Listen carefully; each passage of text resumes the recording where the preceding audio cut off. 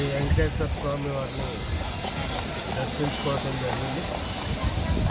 ఈ సందర్భంగా మా పంచాయతీలకి మంచి రోజులు వచ్చి ఈ రాష్ట్రంలో ఉన్నటువంటి సుమారు 13,000 గ్రామ పంచాయతీలకు అలాగే సుమారు 150 మున్సిపాలిటీలకు కూడా చంద్రబాబు నాయుడు గారు ముఖ్యమంత్రిగా అలాగే పంచాయతీరాజ్ శాఖ మంత్రిగా పవన్ కళ్యాణ్ గారు నిన్న 1,500 కోట్లు విడుదల చేసింది.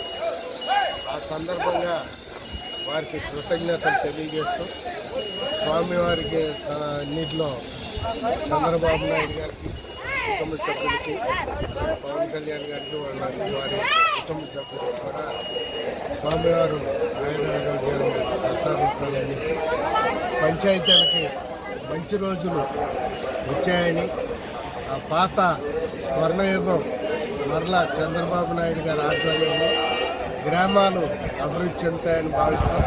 ఎందుకంటే వచ్చే జనవరి నెల నుంచి మరలా జన్మభూమి 2 ప్రారంభిస్తున్నారు కాబట్టి ఆ జన్మభూమి సందర్భంగా గ్రామాలకి పూర్వవైభవం వచ్చి